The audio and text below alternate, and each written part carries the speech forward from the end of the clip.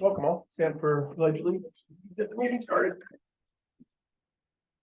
Pledge allegiance to the flag of the United States of America and to the republic for which stands one nation under God, indivisible, with liberty and justice for all. All right. Thanks everybody for coming tonight. Public forum sign up on the back there. Anybody would like to chat? Please sign up back there. Also on the visitors, if anybody is here, it'd be great if you could put your name on it. They're back there also. Yeah. Okay, I have a couple of announcements. The first one I'd like to share with the board is that after speaking with Dusty Price at the elementary school, we have closed grades 4 and 5 to transfers. Those class numbers are hovering between 25, 26, and 27. And so just to make sure we have room for kids who might move into the district, those 2 grades join our 12th grade class that is closed as well. And then we, revisit that every month to see if our numbers have dropped or anything like that. And we will open them back up as soon as we feel like that's doable. Okay. So I didn't know we looked at it monthly. yeah, we look at it pretty closely, especially at the 4th and 5th grade. We have a blend, one classroom that's blended. And so it can get kind of tricky trying to divide the kids up. Oh, yeah. So No. That's good.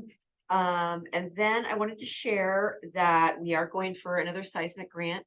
So we have an engineering firm that's working on that grant for us. That would be for the high school gym section. That application is due January 5th or 7th, but we're actually gonna put it in before we go to the winter break. So we're not having to do it over the holiday time. And part of the application process does allow for letters of support. So I have secured a letter of support from Tracy Kramer, Representative Kramer, from her office, as well as from the Jervis Community Progress Team. I've asked the city for a letter of support, and I'm wondering if the board would write a letter of support for our grant. So if that's something that you're interested in, I could work with Henry and Anna to craft something, and you guys can take a look at it. Yes, 100%. Why would we want to get free I money? just wanted to make sure I was not being presumptuous and just, telling you what to do. So, thank you. And so that's all I have for announcements for tonight. Everybody look at the minutes. I did, Sandra. I forgot to email. The only thing I really noticed was just Emma's name. Emma's name wasn't at the top of attending. Saying that she was present. Okay, that was it. Very good.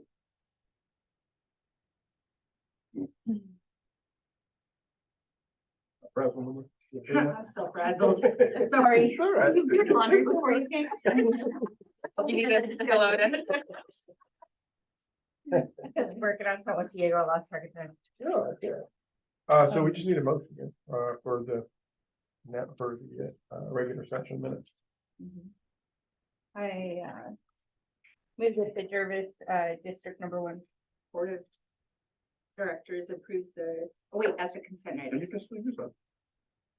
Yeah, approves the minutes from September 21st. Oh, thank you. The regular session from September 21st, 2023. So we have a motion, Second? and a second. Any discussion? All in favor? Aye. Aye. All good. All right, and public forum. My favorite part of the meeting, I get to read. Public participation, school and board meetings. Statements by members of the public should be brief and concise. The chairperson may, at his or her discretion, establish a time limit on discussions or oral presentations by a visitor of any topic. Speakers may offer objective criticisms of school operations and programs, but the board will not hear complaints concerning individual school personnel. Chairperson will direct complaints to the appropriate means of board considerations and disposition of legitimate complaints involving individuals. At this time, members of the public are invited to present or complain to the board. Do we have anybody sign up? No. Nobody? Thank you. Anybody out there in Webland? Nito. Nito, did you want to make public comments? And if you choose not to unmute yourself, I'll just take that as no, you don't want to make public comment. Okay, great. Okay. On to reports. So, Ashton is not here tonight. We have Prairie have- and do I we have a don't know sub? your name, so you guys can go ahead and come up to the,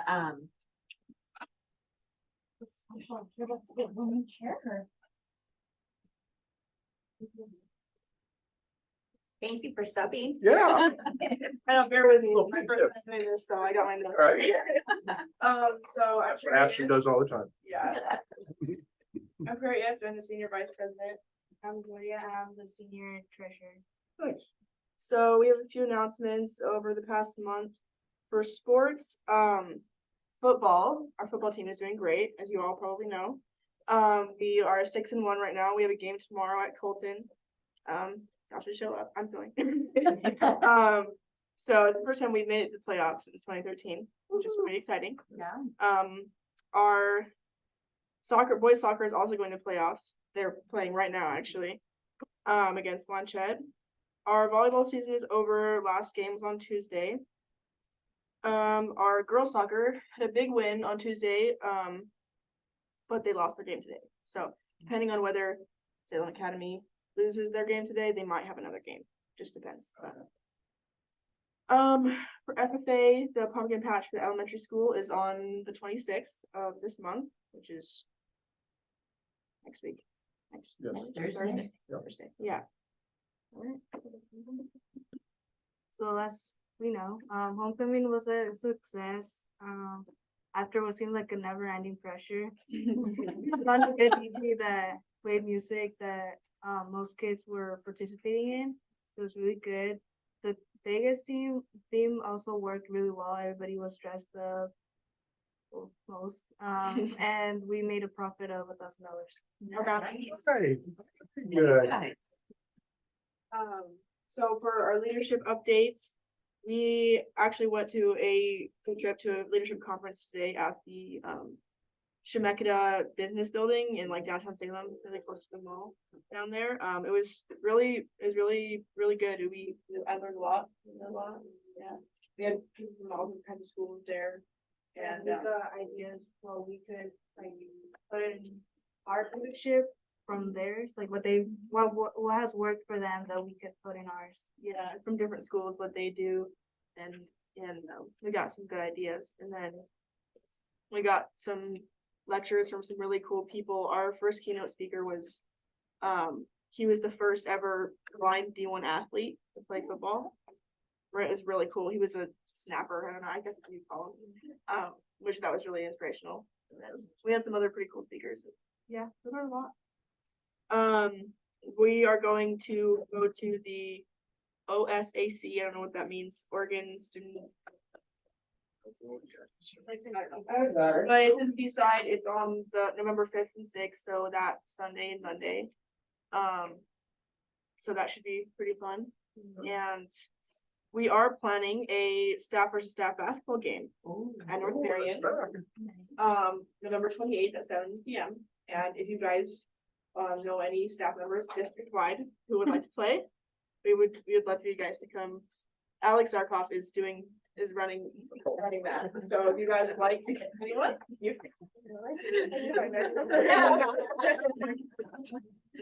but yeah, no, we would love for more people to sign up. Yeah, so that should be super fun. And I think that's pretty much it. I don't know if there's anything else. Do you have good participation on these, your field trips that you're going on to? Yeah, You getting a we lot have of good? pretty much all of student council or leadership was there today, which is Nice. anyways. Good job. Thank you. Thanks for the update, guys. Nice work, guys. Thanks, Mr. Raymond. Hello. That's my wait. So tonight is, you don't have your building principals presenting, it'll be Dr. Helms. And so it is your turn, Dr. Helms. Yeah. Oh, it's gonna be up there for a while, doing all the reports? Why we get him set up with his information, if there was something in any of the other administrators' reports that you wanted me to follow up on, just let me know. Otherwise, they'll be here next week.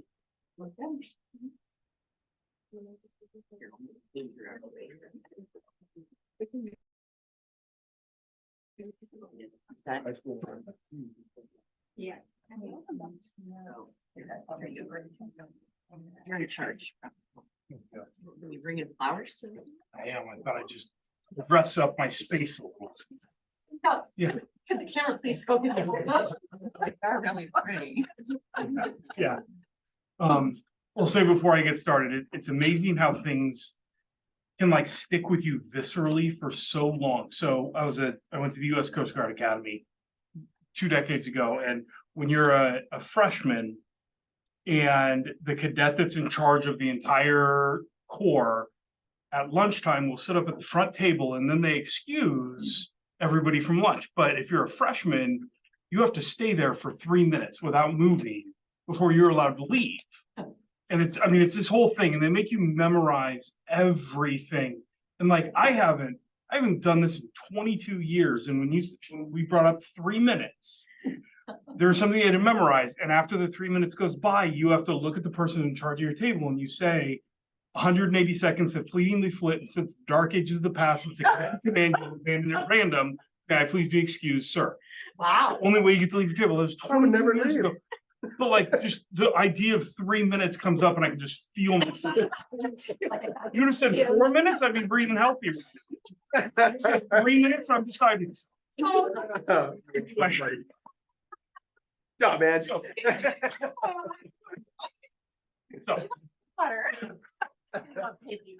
there we go. I love it. Can you repeat that after? Yeah.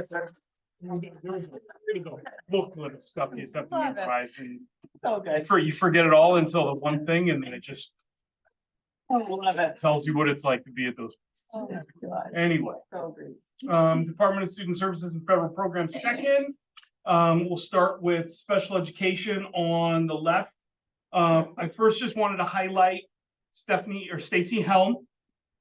She's our new learning resource teacher at the elementary school.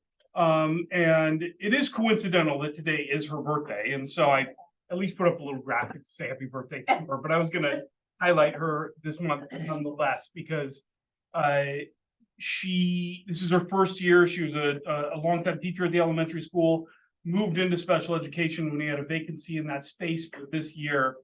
And she's just an incredible breath of fresh air for the school, for the students. She's constantly reimagining what it's like to work with and provide services to students with disabilities, and really just creating an environment and an atmosphere that it's welcoming, it's inclusive, it's equity-based, it's differentiated to their levels. I mean, she's just, I know behind the scenes, she constantly feels like it's drinking from a fire hose, and there's just not, but like, as soon as kids hit her desk, like, she is nothing but a positive impact in their lives. So I thought that it was absolutely appropriate to be able to kind of just highlight the work that she's doing. Quick Senate Bill 819 update. We have 7 to 8 students in the school district that are on those abbreviated school day plans. All of them are parent initiated. All of them, we have gone through the initial meetings and then the 25 days and the follow-up meetings. And then all of them have signed the extended timeline consents. So if they're on an IEP, we don't meet until right around January 5th. If they're on Section 504 plans, we don't meet again for the rest of the year. All the next box to be checked is in about 2 weeks, when Superintendent Stevens has to do her 90-day review of those that are on the abbreviated school days, but that's a relatively quick process. We upload that to ODE and we just keep marching forward. So As much anxiety as there is out there, and there was, you know, relatively speaking, like we're well within compliance. We're meeting all the marks for SB 819, and so I feel confident that, like as I sit here right now, like we're doing very well with that law that has created a significant amount of angst statewide. Oasis update. Oasis is the school that's maintained by the Willamette Education Service District. It's out by McMinnville. It supports a lot of students who just struggle to be in the classrooms, typically high behavior type needs, regulation level stuff. They've since opened up a second program this year. The first program is first grade through 12th grade, and it's traditionally meant for students that are in a higher cognitive function but high behavior. They opened up a second school that's now intended to really support students that still have high behavior, but at a much lower cognitive level. We have students at both programs. We have checked in with parents within the last 2 weeks of all the kids that we have going there. And that's what we typically do, at least a parent check-in once a month with a student that's going to that program. You still feel confident it's the right choice for your child. How's your child feel this morning when they get on the van to go there? How's your child feel when they get home? Just all those kinds of things, because we know that when we're sending, you know, a child to a school that's outside of Jervis and it's a 40-minute van ride, and I mean, it can create anxiety on the part of the parent as much as it can the child, and we want to make sure the parents know that we remain supportive, that it's not something where we're taking their child and saying, just go to a different school, go to a different county. We're going to forget about you. It's actually quite the opposite. And so, How many kids are going in there? we have 4 in Jervis. Oasis 1 and 2 together staff about 50 total. So, and we send them from wherever school they're Yep, at, yep, and they load in a van and All- off they go. yep. We got a van that picks them up at their house. Oh, brings like them our out there. house. Yep. Oh, Yeah. Pick so they're them gonna up. come to the school. Nope, they can pick them up right at their house, and it's a van. It's not a bus, so it's a little bit more comfortable for them in the morning. Most of them just sleep all the way there. I was gonna say, so, The driver doesn't. and these kids are not where they have to worry about, there's somebody else on the bus with them, or it's just with the bus driver? It's the van. It's just the van driver. So, But there's safeguards in place in terms of what they might be, the harnesses they're using and things like that. But if we actually ever felt like there was a safety issue, we'd put a rider on there. We would make accommodations. But as of right now, I hope you don't, because you don't have enough of those. well, Yeah. So You're a very expensive person to ride a bus for that. type free of trip to stuff. McMinnville. Woo. You get to get the whole way. Yeah. So, kind of defeats the purpose of it. I could. So good we don't have to That was cross that bridge. nothing. So, That's yeah, true. good. And then Willamette ESD, they provide us with there are like our speech language pathologists, our ASD autism specialists. The ESD is doing the very best.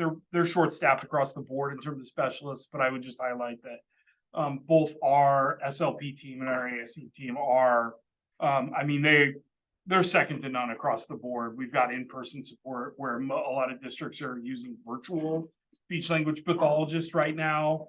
A lot of that stuff. And so we've got everybody in-house and they're fantastic. So that's special education, English language development on this past in-service day on Friday. Raul and Elizabeth Obendorf provided some PD to the middle school and the high school staff on ELD and those kind of things. That was just a quick survey afterwards, and you can just see that. I mean, obviously about 90% of everybody that attended said that it was moderately or very highly informative. So, you know, when you're coming away from like mandatory training and 9 out of 10 people are like, yeah, that's good. It helped me.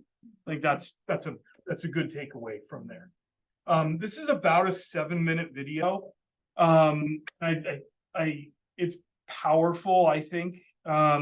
Just the context really quick, in 4th and 5th grade, kind of talked about this a little bit before, but we're really doing this hybrid experience of introducing science as the mechanism in which our 4th and 5th grade ELs are learning language acquisition right now. So we're trying to put something in front of them that is engaging and interesting and exciting. And Raul filmed this video. Again, Can we also share part of the ELD strategies is reinforcing with students that they answer incomplete sentences? Yeah, Not so- just in ELD class, but in all classes. And I think that the teachers district-wide have heard that from me a dozen times since the school year has started in some mechanism or another, that again, like one of our main well-bred strategies is if you are engaging with students, whether they're in EL or not, just compel them to answer in complete sentences. Instead of saying yes, yes, because, or no, I believe, et cetera, et cetera. You want to talk more than normal kids. In a sense, absolutely. That came out wrong. You're normal. So I don't just- think ELD are not normal, but. Too many kids are just answering their teacher and they're saying, no, bro. Yeah, but So we're just, they don't even use words, they use abbreviations of they're things. answering with emojis. Yeah.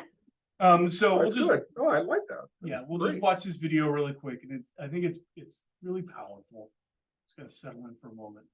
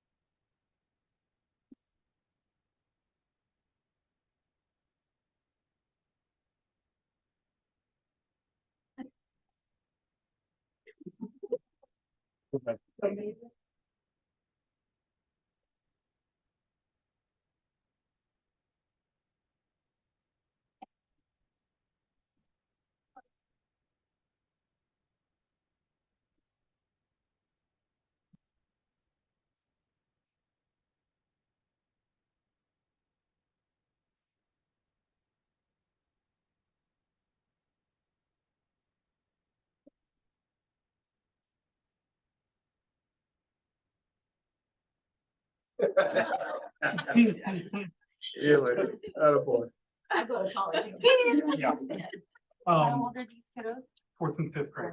And that word is something they have to know to be able to That's, pass the, no, that's after just 2 lessons. no, but is that part of a test that they'll have to take to pass it? No, No, I mean, That's just something that. that is they a- take so they can start learning. that's a word that's typically integrated in high school level biology. It is.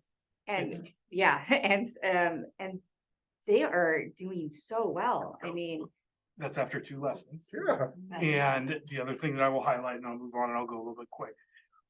One of those students, when he or she started at Jervis Elementary School, started in our FLC room. oh, wow. Yeah. That's, And that's the power of inclusion with special education yeah, and intentional English language development skills. One of those students started as an FLC student. yeah. and Yeah. the younger that you get them, if And you that's- do that, it's, That long. yeah.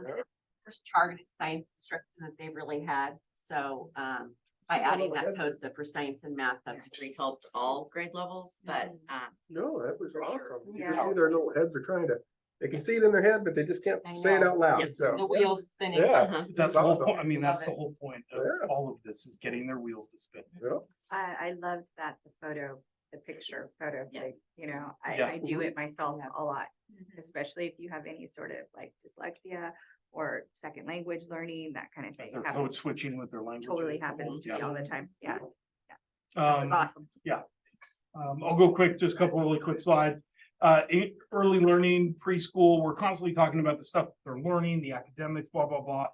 Just wanted to highlight that they also have a lot of fun in our preschool classrooms as well. And so Miss Sylvia in room 1, she's got this little chime when the door opens. It helps the adults know if somebody's walking into the door, but she's developed this little routine that when the chime happens, they're allowed to dance. Yeah, party. So they have a quick little like 10-second dance party. She's recording and he's asking for his dad. But I'll just put my cursor over that little guy right there. Cause he's a good dancer. But it's this idea of it's not just the academic piece. It's like just learning how to trust your school and the adults and having fun and being able to laugh. And like that translates when they are 3 and 4 years old into 5-year-olds that are entering kindergarten that are like, I'm excited to be here. It's more than, so there's that. On Friday as well, we also did some social emotional stuff. Behavioral sport teams meeting weekly.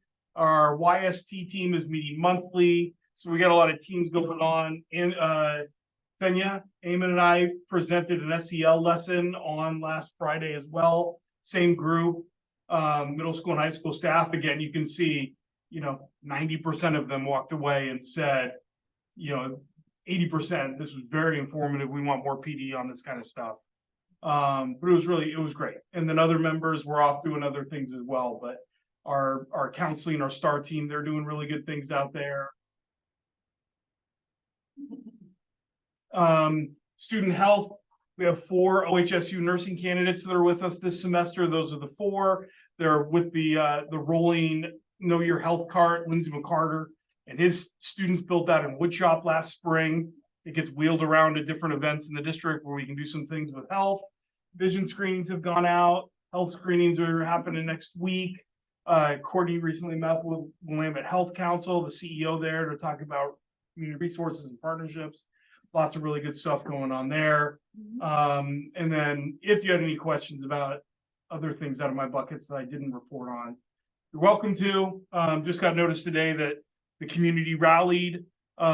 They have privately raised over $1,500 to support a winter celebration this year, which was the goal that I said, that's if we could make that, we'll make a winter celebration happen. So got that word today. So we're gonna meet next week and move in that direction. Any questions for me? Okay, I have one last thing and then I will get out of everybody's way. So earlier this week was National Boss Appreciation Day. So from Kaylin, our administrative TOSA at the elementary school, Dandy is such an inspiring leader. I truly believe she has made a huge impact and has guided the district in the right direction. She supports all of her staff and makes herself available when they need her. I don't know how she handles it all. She's amazing. Dusty.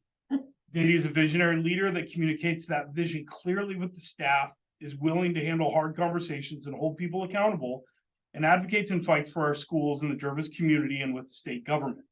She is in tune and responsive to what is happening in our schools and is attentive to building leadership and staff. She is a strong leader who has given everything to our school community. She You're still on my list. It has been an honor to work with her. On a personal level, I appreciate her mentorship and friendship. From Tony, thank you, Dandy, for giving me the opportunity to be a principal at the middle school. You've always been 100% supportive. When I call for advice, need clarification, or just need to check in, you're always quick to respond. Thank you for your time, expertise, and calm head. From Andrew, Dandy goes above and beyond in working hard to truly make GSD a better district for students, staff, and the community at large.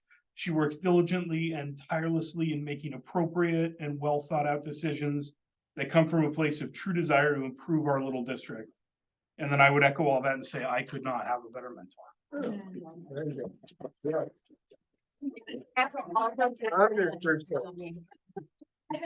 Thank you. Well, that was very unexpected and I just really appreciate it. And I think that's what makes this job really doable is the people that I'm surrounded with. And so that's where you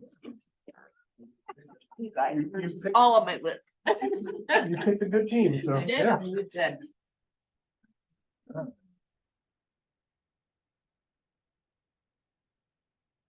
I guess Karen is up next. Thanks, Karen. You take over. Don't make me talk.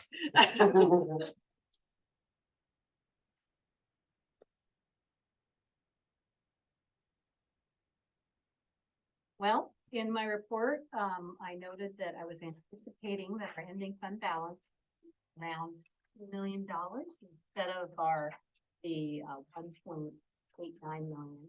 And I'm still holding to that. That's what it's looking like. That's about 100,000 above what we anticipated. But we also feel that that cushion is really gonna be necessary, because we're also running projections for the 23-24 school year and where our ending fund balance is going to be. And as of today, I took a look at that and it was around 700,000. And so if you look back historically, we haven't had an ending fund balance that low in many years. And so, we're seeing, with the September payroll and we're seeing what those, the bargaining results of that and how that impacted the district. But the good news is that our ADM is up and our projection does not include those additional ADM. And, was up at last check by 32. So we did submit with the state that we had an increase, so they could adjust what we're getting, but we only said 23 because we don't, we know that winter things can happen. And so we're just gonna, be a little bit conservative as well. FCA, also their numbers were up and they asked if we were gonna do an adjustment, they had to do an adjustment as well. So put theirs in with ours. And then on 31 of your board packet, I provided you with a little recap of construction excise tax. I just wanted to kind of show you, just a historical view. And also it kind of shows you what the Ivy Woods housing development, what that impact was. And you can see in 22-23, it was 92,000, but 21-22, 249,000. And that was much higher than any, of the previous years. So that's not a trend that we're probably going to likely keep repeating because we don't have other housing developments going in. But we did increase the excise tax as well as ceasing to do these unnecessary exemptions for people who are requesting, putting in building permits. So hopefully that will continue to help this fund grow. And I think I put it on there on that same page that the current balance sits at 428,000. And those are the two things I wanted to cover today. Are there any questions for me? Okay. Thank you, Karen. Thank you.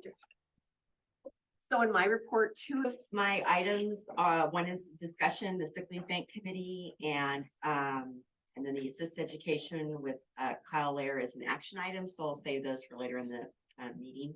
I did want to share out, and while Creighton is still here, if you want to ask him questions about that, about the new program we're going to go ahead and implement at the elementary school. So Creighton and I have been watching this since last spring, winter, spring, and again at the fall about the behaviors at the elementary school. Hoping that, things would calm down a little bit, but kids are so dysregulated. They're having such a hard time restraining themselves, and taking the guidance, and when staff is trying to be proactive, they really just continue to escalate to the classrooms, including we're having to clear full kindergarten rooms. Dusty is having to spend, half days being a one-on-one to kids who are very physically aggressive.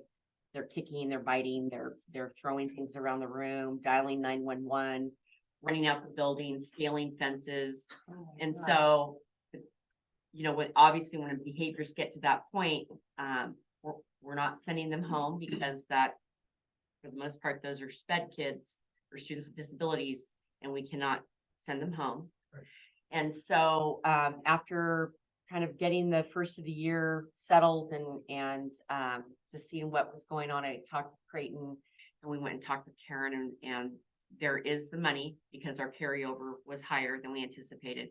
And we're going to institute an emotional growth room, probably starting out between 5 and 7 or 8 kids in that room. There'll be a teacher and 1, possibly 2 aides, so that they start their day in there. That's their classroom.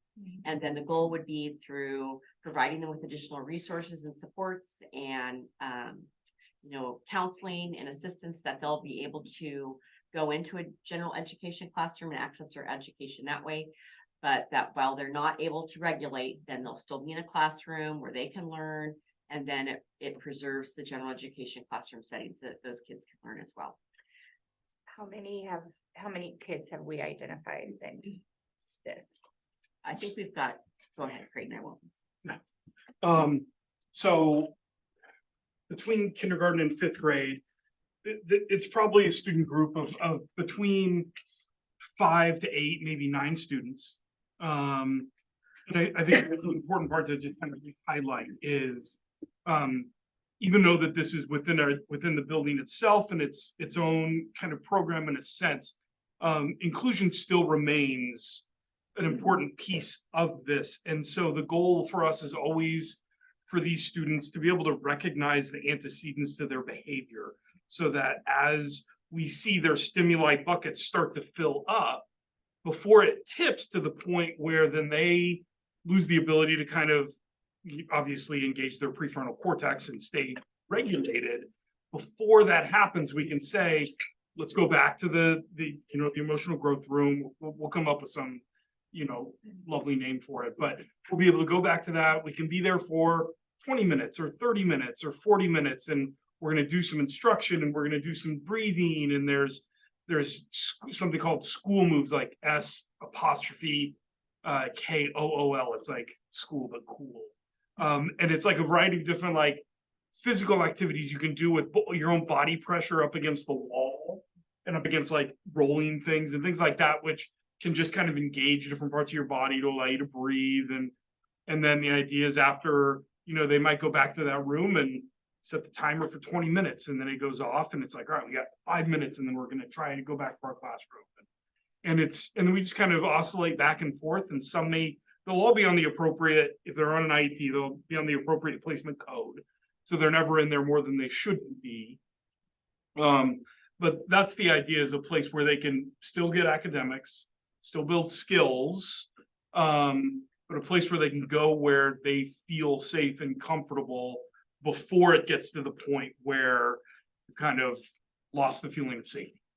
Well, it's a good idea because the rest of the students can't learn when there's so much chaos occurring. But who's going to be in the room? Is that going to be something that happens as things occur? That there'd be one teacher in there overseeing? And that's the hiring of a new teacher and a new IA. Okay. And between the two of them, one of them would always be in the room, and the other one might be escorting the student back to their room or going to grab the student and bring him into the room. So when they go to the room, then the teacher in there have to be responsible for that child by herself or himself? I think that's what they're saying, is they're gonna. No, I understand. So, but Them and the aide. once, but There's gonna be an IA with them, but the Is IA will just be coming. well, we have 8. You what? We have 8. Well, not all 8 of them may be in the room at the same exact No, I time. understand. Yeah. But they have to go to different rooms. Yes. Yeah. So we have one extra person. Yeah. And then the teacher. So Johnny goes here, Mary goes here. How do they decide what aide goes where? Yeah, no, it's a good question. And those are things that we're gonna sit down with Dusty and Kaylin. Because eventually it's the teacher that's gonna have to be dealing with that child if it escalates. Yeah. And they have to see that escalation, and they have to be trained in that type of thing. Yeah. Well, and everybody has to take the training for de-escalation. Oh, no, you know? Yeah, but, I deal with that because yeah. I live with one, so. Yeah, Yeah, no, and the room is positioned right next to the office, right next to Dusty, right next to Charlene, right next to Kaylin, right next to the 2 counselors. So, I mean, if there ever is a potential staffing issue or something like that, because that's hard to find, you guys know that. I mean, it's hard to find any of that type of. help. Well, what As well as- happens with the room clear when that occurs? When you have to clear the room because one of the kids is where do you go? Like Yeah. The into kids the go hall, into the hall. if that's what I Oh, mean, they would so typically they go just into wait the in the hall, hall. until it's. or an adjacent classroom. Sometimes they'll go in there and Because you cannot physically pick them up and take them somewhere, correct? that would be restraint. Yeah. Or Right, seclusion, that's what I mean. which in the absence of imminent danger to self or others, You have. we on will that part. never put our hands on a child. We will never restrain them against their will. Right. So So you just let them go. it is. You have to. That's part of the problem. Well, I Yeah, understand. yeah, I yeah, mean, no, I'm it just is. like, So no, I mean, it could take an hour. It can. So then, so the kids are out in the hallway an hour of doing. That's why we're doing this. That's- I understand. It's just, it just seems like you're uphill the When whole there's time. like Wow, more than guys. one, when there's more than one child in that room, sometimes don't they like rub off on each other? And escalate each other to do more than they would by themselves? It's a risk, certainly, So- but it's also a place when they feel like that environment is a place where they can take a breath. It'll be set up in a certain way. We've already reached out to specialists at the ESD to help us design the room in the right kind of ways. They'll have, they make safe cubes. They're like, 3 foot or 4 foot by 4 foot by 4 foot with circular things you crawl in there and just kind of weighted blankets and, that This is is not a first of its kind. No, no, Lynn. no, Many this is- districts have. No, I Because understand, there's yeah, no, there's. but because, but yeah, everybody's struggling with this. I It's- mean, yeah. and the stuff in Portland, I mean, there are kids who are actually like physically beating the heck out of each other and stuff. I thank God, again, we're a small district, so we don't, it's not to that extreme, but Yeah. we have to catch this early and address it. And It's we have crazy for And everybody, protect the other kids. It's- so they That's can like- learn that's too. huge. It's cool. Yes. you know? But I think it's important to highlight, 95% of our kids are doing fantastic. But what we are seeing is the small group that typically is the same percentage, that percentages kind of remain unchanged, but the level of response needed for that red group, that 3 to 5% at the tip of that triangle, the response needed for them to support them, that has increased pretty dramatically. What's the communication with the parents from those particular kids that are having trouble? So we'll be able to, I mean, before we roster them in a sense with this room, we'll sit down, we'll have parent meetings. Parents will have a full sense of depth and breadth of what the room is, what the strategy is, direct line of communication with the teacher, all those kind of things. And then we'll establish a set of norms that says, if your child's going back and forth between this room on a semi-regular basis, and that's because that's the plan we have to help them stay regulated, we may just let you know that once a week, because that's just kind of part of the plan. But if something abnormal happens, we're spending an entire day in there because your child just will refuse to leave. Maybe we will call at the end of the day or something to that extent. So Do you address the parents each time that a child is doing completely inappropriate behavior? like as of Let right them now, know. Yeah, I mean, that's the idea. It may not be in the moment. Because again, if Dusty's a 1-to-1 here and Yeah. Kaylin's a 1-to-1 here, and I mean, like, Dusty's on his 3rd Fitbit at this point this year already, like the amount of yeah. that he's had. And so it may be to the end of the day, they get a phone call, but I mean, the goal really is like, we're tracking Right. behaviors. We really, And what is the law that, as far as how much information can you ask of the parent of environmental stuff at their own houses? Yeah. That's happening. Why is this child one day this way and then a week later, he's perfectly fine. And then another week, something else happens to make him explode. Yeah. Some things there. Is there certain things that we can or cannot ask, or how far can we get into that with them? Because I can't see, It's a- anyway, I have Yeah. very many theories about this, talking with my wife about this. there's a lot, and there's a lot. And I think that's another really wonderful selling point of this district and why there needs to be longevity with this district is because we truly can develop relationships with parents. Yes. And it's not every parent, But I think there's laws that but it's prevent us from saying, for asking certain questions. in a with them. sense, but I mean, I think with the relationship piece, we can have conversations to allow the parent to trust us enough to ask, and if they don't want to share it, they. So that's the other thing. If But- they don't want it, they don't have to tell you. Yeah, So, but we're still compelled to support, and we will, and we do, because that's, I mean, it's it's a big moral ask. imperative. It's a big ask for a district to try to integrate these children into regular classrooms and things there with no other support. I mean, nothing. You guys figured out, this has to be done, but you guys figure out how to pay for it. They And so, and are, we don't have enough special, we don't have people that want to get into this. our teachers in and this- in this stuff, so, paraprofessionals, they're in special education, I mean, they are, And our They're special. IAs, those IAs are just as special, they are just as much needed as anything else, and those people are harder They to are. find than anything, so. they are. Well, it's a good idea. It's a great idea. Good luck. Yeah. Hopefully it starts molding at that age, and then, because once they We get up will there, Give you an update after the first year. once they Yeah. get up there, Yeah. then it becomes a huge Yes. problem, so. If you're looking to volunteer. Oh, yeah, sure, brother. Yeah, that's me. Anyway. I would So break that's all so I many have for laws. my report at this time. The rest of it we'll get That's a lot into a bit later. Oh, you take care of that kind of thing. Nobody had any topics for board focus, so I didn't put anything on the agenda. I don't know if that's changed. I have, you guys have anything? No. That's it. Oh, I mean, it's not Oh. topic, but I was just gonna ask how the response was to last night's informational. Yes, I was gonna cover that in the bond update. I can- Perfect. Okay. There you go. Consent item. Have we look at it? I do it one. For the consent. Mhm. Yeah. Did anybody have any issues? I'll make a motion.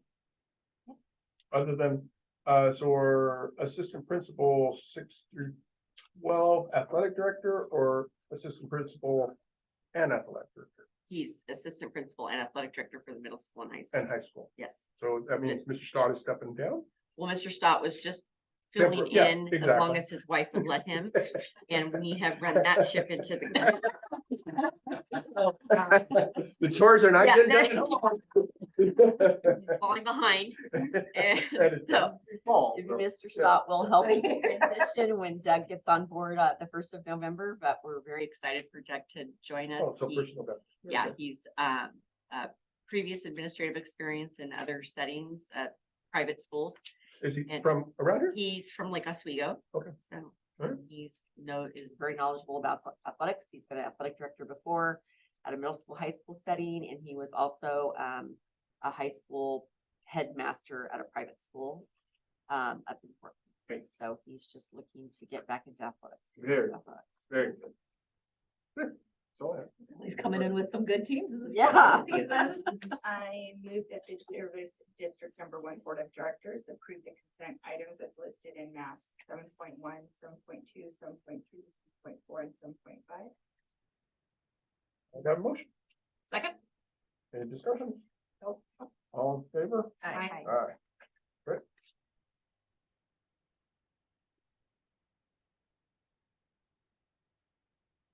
Action items. Okay. So the first action item is the Division 22 standards. So you'll recall that this is an annual report that I'm required to share with you. It'll be posted both in English and in Spanish. And then we have to file assurances with the Oregon Department of Education. And so the first part of this slide here is just a brief overview on what Division 22 standards are.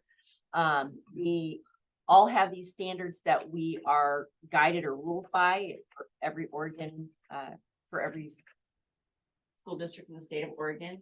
The standards are what are created by the Oregon Legislative or the state board, and they determine that we have to do these things in order to provide an education. And as we've talked about before, there are different categories. So there's teaching and learning, there's health and safety, there's district performance and accountability, and human resources and staffing. And so what we do is we put a Google Doc together and we share it with all of the people who are in charge of these different areas. So Gus will talk about health and safety and building inspections and reporting, and then Karen and the business department will report back on the things that they're in charge of, and then each building principal will talk about SEL curriculum or health and safety protocols, and then there are certain ones that I'm in charge of. So we just get this Google Doc going, and then I ask questions. It takes us about a month to do, and then we put together our report based on that Google Doc. We did receive a recognition for the thoroughness with which the district does this, and also our level of reporting. We're used as an example at the state level for how we put together this report. So the requirements for each of these rules is that you've got the rules or a summary, and then there's the highest view of the rule, and then it drills down into specific tasks or categories. And so there could be some things that overall we're doing fine, but hey, we're missing out on this one component, like we fell short on this, or we didn't realize this was a component of the rule.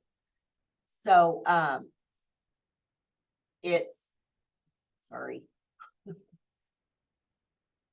we have local accountability. So as I said, I have to report to you by November 1st.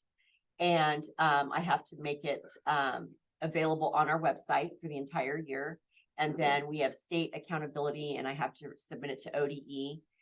When we self-report that we're out of compliance, then we also have to state what our proposed corrective action is. And then they'll let us know if they think that's acceptable or if they have other ideas.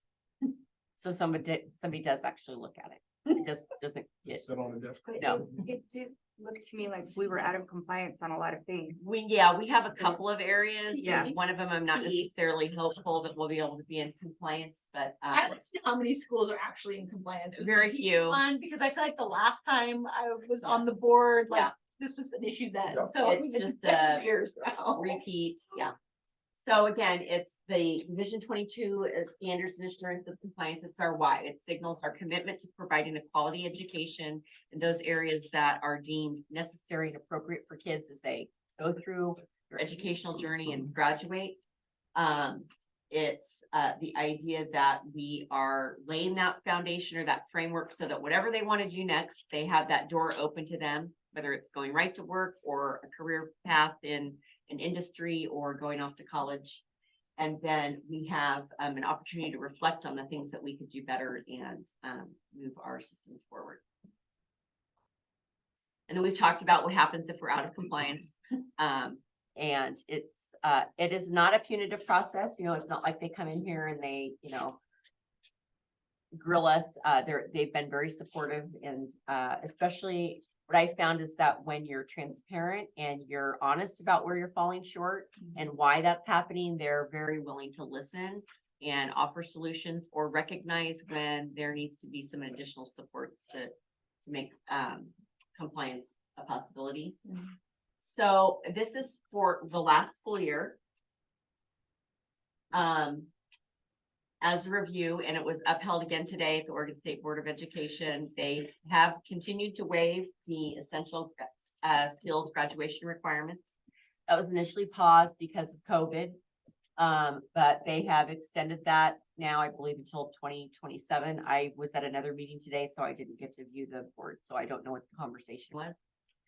And then for PE, they were suspended last year, but were required to submit data for the coming year. Yeah, he's more important. than News the that next were rules that were new for last year. We had to enter into agreements with voluntary organizations so that like OSAA, interscholastic activities, we have to those organizations have to adopt and implement policies that ensure compliance with hazing, harassment, equal access, diversity. And so we, OSAA took care of that for us. And then operational plans for last year, we were still required to submit to the state what our COVID protocols were. And so we did that and it was not a problem. I don't know that it was that fine. I didn't get any feedback. So as a refresher, the year before, but I reported last November that our tag program, we felt like it was out of compliance. It is now in compliance and it's posted online. Bonnie's done a tremendous job getting our tag program revitalized. We had extensive conferencing with parents just last week where parents and students completed their tag personal education plan. We have kids that are in the identification process, which is we haven't done in years. And then those kids that come into the district with the tag plan, we've updated those and providing information to teachers about how to get that updated. So we are now fully in compliance. Can you tell us how many of the kids are engaged in that? Like how many kids? do we have? I don't have the exact number, but I can get that for you. Okay. And I will also get for you who's in, I like to call it the hopper. Based on last spring's test scores and who we're moving through the process. So I can get you that. Thank you. data. Dyslexia training, the guidance was unclear. I didn't know if they meant the ratios I was confused on. And so I reported as being out of compliance, but when they looked at our report and they read my explanation, they said, no, actually you're in compliance. So Is that because That's of a win. the iReady diagnostic tool? well, in part that is, but really how their rules read, it made it sound like for each grade level, kindergarten, first, second, third, you needed to have one teacher who is trained to do dyslexia screening. Mhm. But it's just one teacher per building in that grade band. Well, we have 4 right now. Oh, And then we also have the iReady that has the, is the dyslexia identified training tool or identification tool. So I read about the iReady, but like, I can see that there's been so many kids who are dyslexic that haven't had the appropriate amount of help to overcome that, and that really bothers me, Yeah. and I've seen it time and time again. So I guess my question to that would be, you know, as a parent, I, you know, went and talked to somebody or whatever, I would go to talk to one of the teachers or whatever, but the teachers are also obviously, looking at that and bringing it up to the parents, right? And then there's a process. to- Yes, and that is a recent, like, so when your kids would have been that age, that was not what was happening. Yeah, I mean, like over So- at the private school, they would ask, Mhm. they would come over and Right. ask, we think this person Right. needs Yes. help. Yeah. But I mean, getting identified and all of that stuff is just crazy. So I Yeah. was just kind of. And that's changed quite a bit with the Oregon law. Creighton, do you want to speak to that? I'll just say very briefly, one of the tricky pieces from special education is that even to today, Oregon Department of Education doesn't have a specific disability code for dyslexia or dysgraphia. So if you go to a private screener and they say, yep, you have a medical diagnosis of dyslexia, they bring that to the school. If it was autism, that's code 82. If it's emotional behavior disorder, that's code 60. And they don't Intellectual have one for disability is dyslexia. code 10. There is no identified special education disability code for dyslexia or dysgraphia, which then hamstrings our ability to say, okay, yes, medical diagnosis, we can turn that around to services delivered. We have to then start essentially parsing it out into, a code 80, which is other health impairment, or code 90, which is specific learning disability. But just because you have a medical diagnosis doesn't automatically mean you're eligible for academic eligibility for so, because you can have autism and not need support. You could be a high functioning student with autism. Yes, because there's so many people who are neurodivergent. I mean, half So the it's like- population, I so- swear, but. So the bureaucracy of taking and this is one of the big challenging points, and we see this with some of our private schools as well, with students that are there that have dyslexia and their parents are crying out for help, and we're doing everything we can, but dyslexia is a really big sticking point in the state of Oregon because we have students that have a medical diagnosis, they bring it to the school says, we're gonna do what we can, but it's not gonna be automatic because from like a special education perspective, from, that because it's just difficult to then establish eligibility for something that doesn't have an identified disability code with it, if that makes sense. And yet. It is makes a sense, but it doesn't make disability. sense. I mean, that's the thing that's just so disturbing to me. Yeah. This is exactly one of the things that's going on all the time. And we are completely behind in being able to help. Not that it's your fault. I know it's not your fault. I'm just saying, I'm very frustrated Yeah. because I see it over and over again. I'm seeing seniors who are graduating who can barely read or write. And half of it has to do with the fact that they have dyslexia and it wasn't addressed. Yeah. At all. So anyway, Absolutely. so thank you for letting me know. And then, for this year, I'm going to share with you that we are out of compliance in our kindergarten through 5th grade PE minutes. We're short 35 minutes a week. So that is happening because recess doesn't count. Our kids have plenty of recess time. And then they also get PE every 2 days or every 3 days, like actual PE class. But there are just simply not enough hours in the day for us to get the PE minutes to 35, the extra 35 minutes per week, and do reading interventions, math interventions, music, science, health, social emotional learning. So that was one thing that I was at a meeting today where we were telling COSA what we were hoping that they would address in the short session or the long session. And all of it, there were probably 15 superintendents around saying, we need help with either looking at extending the school year or not making public education everything to everyone. Like we're inch wide, you're a mile wide, inch deep. We cannot master all of that. So anyway, Kids would give up math for Probably, maybe we could do math and PE. Another thing And that, why can't you use recess time for that? because it has to be structured instruction to instructional time that is addressing standards. So like we tried to use Playworks where the aides would bring out the organized games and Yeah. teach the kids how to do the skills and the game rules, but they're not teachers. And it's not necessarily reinforced in the PE classroom.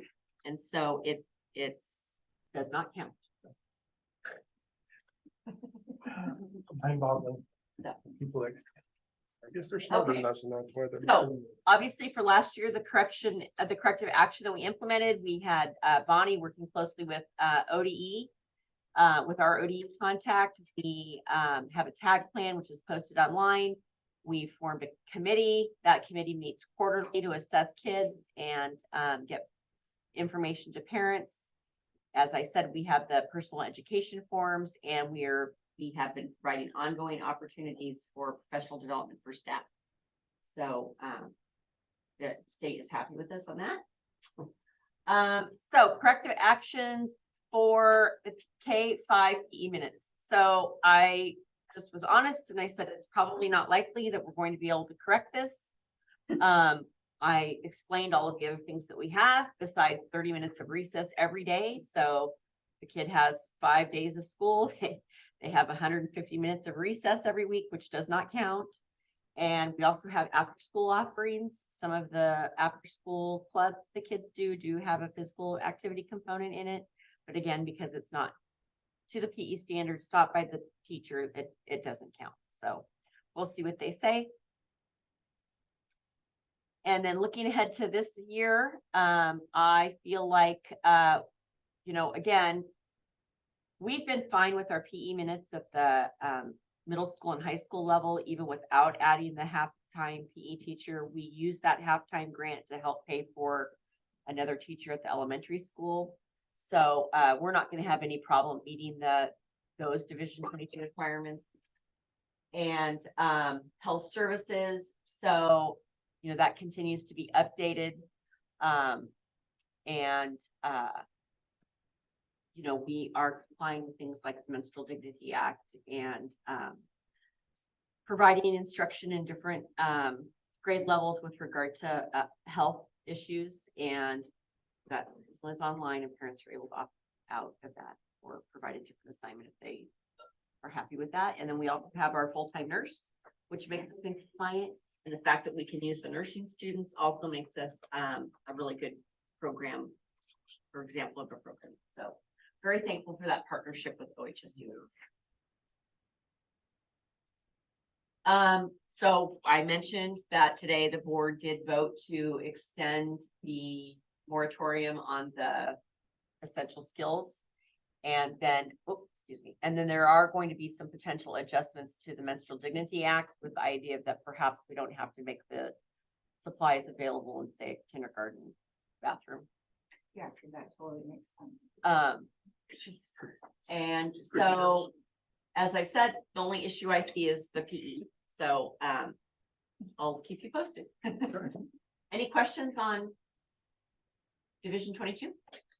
The only thing I want to know is on the policies on reporting child abuse.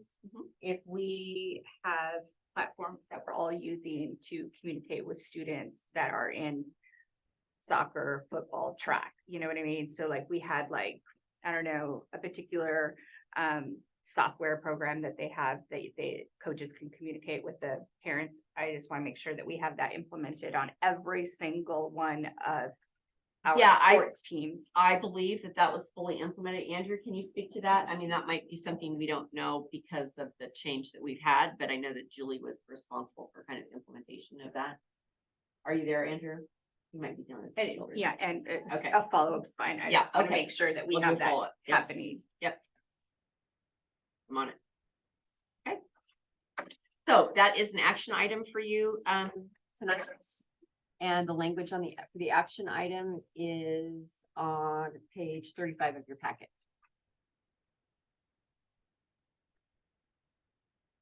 I'm sorry, what page was that?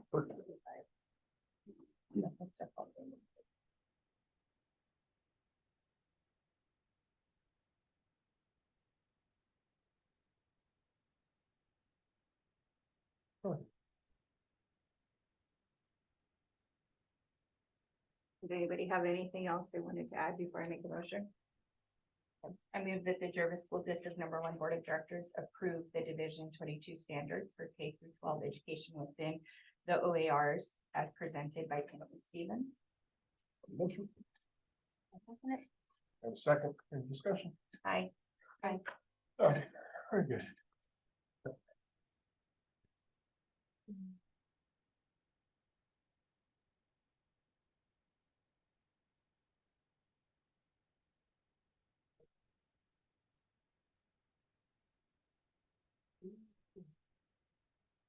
Now.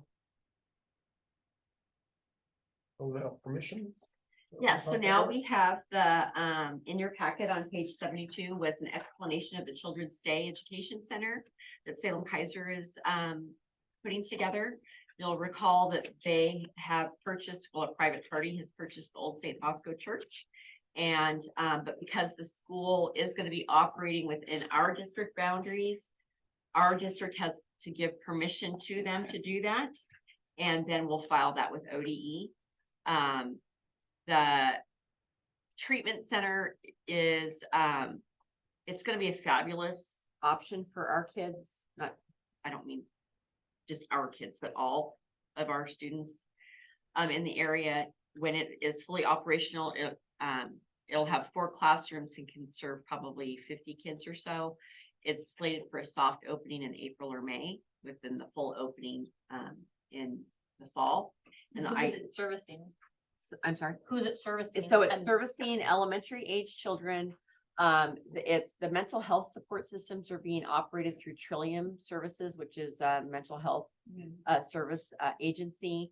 And so they'll co-partner with the Salem Kaiser School District so that children who have significant mental health needs that are barriers to them being able to be in a classroom in a traditional school setting are able to get day treatment, wraparound services for themselves and their families, medication, social workers, that kind of thing, while at the same time still receiving an education. So then the goal is to, level all of those issues out so then they can transition back into the general education program in their home building. So will that be for Salem Kaiser School District and our district? Yes, we get slots. Other districts? Yes, we have to pay. They're not for free. but Oh, okay. They are paid. Like Oasis, Yeah. we pay for the slots at Oasis right now. It will also be open to other districts as well. It's not just gonna be a Salem Kaiser Jervis situation. I would equate it to something for younger kids as what Sequoia at Silver Falls. Okay. So Sequoia is that middle school to high school program that has all of the same services. And But it's like a temporary. it is very temporary. And so how would they, is it recommendations from a teacher and parent So or it's- counselor? It's based on a team placement. So if the child is in special education, then their team would look at what are the barriers for the child to access education. They would determine, you always have to determine placement. And then, you decide, okay, general classroom, no, program within a school, probably not. This one, yes, that's the best program placement. And then as the child spends time in that program receiving services, you have the regular IEP meetings or case management meetings to determine what kind of progress are they making? Are they ready to transition out? What does that look like? So yes, the goal is that they go, see the help that they need, the support they need, and then there's a plan to transition them back into, Yeah. And 50 slots, that's my understanding. and then, districts are responsible to get them there. Yes. Okay. Mhm.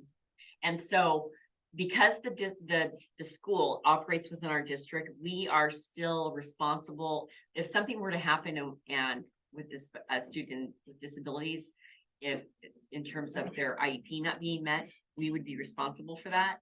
So, because Creighton didn't have enough to do, we'll make sure that he's partnering with them and monitoring that those things are taken care of. The Salem Kaiser has a pretty solid program and Trillium Services will be there as well. So I don't fear that we're gonna get ourselves into an issue. Sounds like another good opportunity, good Yeah. partnership. Can I make a motion or is that? Anybody? Okay. I move that the Jervis School District Number 1 Board of Directors approves for Salem Kaiser Public School for Operations Center in Jervis School District. The motion. Second. Second, with discussion on it? All in favor? Aye. Aye.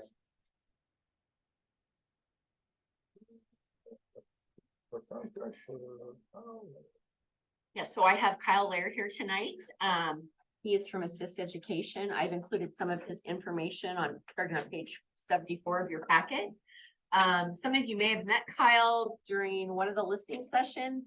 Oh, Some yes. of you may have not. So, I asked Kyle to come here tonight to talk about, what services he provides and, oh, Andrew. Yo, you're good, Andrew. Thanks. So, anyway, go ahead, Kyle. It's always the best feeling when you're on a Zoom meeting. Yeah. Name gets called and you can't get the mute button, or can't get over to the spot. Well, first of all, just good evening. It was great to be with you guys again. I've seen some of you on screen, some of you in person. And enjoyed the time of getting to work with Andy so far. And you guys, as you know, you have a significant challenge in terms of your facilities. We've had a series of failed bonds. And that's something as a former educator, part of some of the work that my company does is to come in and help districts, specifically smaller districts who have had that challenge of getting a bond to pass.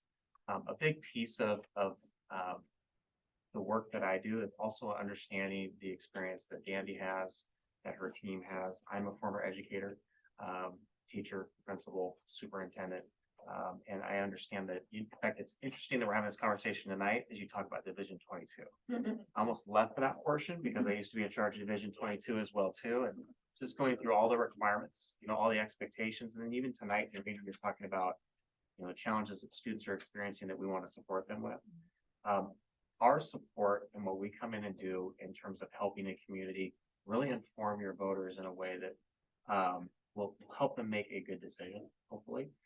For future facilities here is to also understand the experience of your leaders within the district and to be able to support them as they go through the things that they go through on a regular basis. You want Dandy and her team to remain mission driven.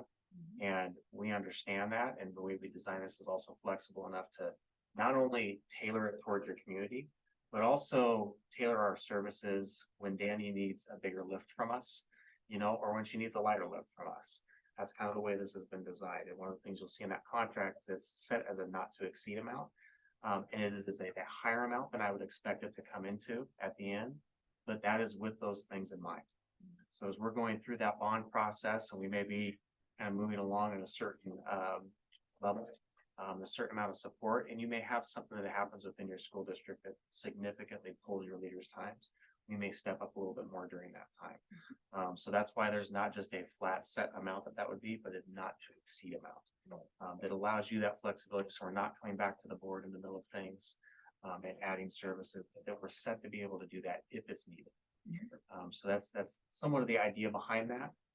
And you've been able to see some of the things that we've helped out with so far. And like I said, I'm really motivated by this one. I think you guys I've walked the buildings a few times now. You've got some challenges there. Your kids, I think it'd be time for me to say, deserve better. All of our students in this state, there are several districts in similar situations to yours. My former district was one like that prior to passing the bond as well. They deserve facilities that enhance their learning, not work against it. So hopefully we can help you guys get to that point as well too. What district was that? The last district I was in, I was superintendent in the Oregon City School District. And we did pass a bond in 2018 that was fairly significant. I think it had been 20 some years since we had passed a bond. We didn't have a great history of passing bonds over and over again. And we did have buildings that do look like some of the buildings that I've walked through here as well too. And we were able to either replace or renovate those, which does make a huge difference, obviously, for your students and for your staff.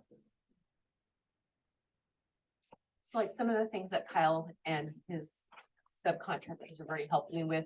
We've also been working with the Willamette Institute communication team. So we've launched a new bond page. And so it's a work in progress, like things get added. And so even today, we're constantly exchanging emails and work on a Google Doc on things that we're developing. And maybe just I could talk a little bit about the kind of services and also some pieces that are in that contract as well too. I think a huge piece to passing a bond, as you know, is information and communication in a way that people can understand what the facts are, and then they can make a decision for themselves and personally as a voter. Obviously, you guys have not, as a board, made a decision about a future bond yet. I know that's discussions that you're having. But that website is set up to start to provide information for your community post this last bond. So that information is there, and then they continue to get built upon as you're having listening sessions, as you're receiving information from your district.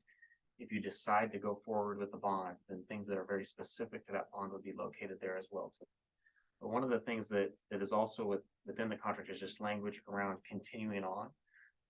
If a bond were to pass, and I say this partially because we set this up with the idea in mind that you're going to inform your community of the bond. You're going to give them as much information as they need to make a good decision. If the bond passes, this is something that will continue to show projects long-term in terms of what progress is on the project. So your community knows where to go. They're going to the same spot. They're checking on progress. And then it exists after your bond projects are over. And part of the important piece of that is what happens after you pass a bond, dirt is dug, buildings are built, whatever that is that there are stories that live within your community about what happened and what didn't happen. And what you want to live on for the next time you go for a bond, because at some point you will need to, is you want those facts in a place where the community knows to get them. So they can kind of fact check themselves as well too. So that's a big piece of what we're doing. And Dandy mentioned our team. I will share with you, I have Carol Fetzemacher working with us. She is over, I think, 30 years in public relations for school districts, passed one of the biggest bonds in Southwest Washington, and most recently helped Centennial after a failed bond, pass their bond with her communications as well too. And we are working with the team at WSD, which I'm going to fully disclose. Their communications director is somebody who worked with me as a communications director in a former district. So it's really easy to work with him because I've done that before as well too. And the WSD does a great job of doing communications and serving the districts that it serves. So they're a great partner in this as well too. These are some of the pictures that Carol, Carol came and took pictures of our facilities. These are just some preliminary pictures that she's made available for the website.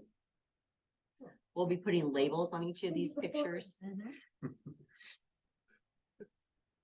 But I like the accountability part, and yeah, we can constantly reference this, the community can reference this.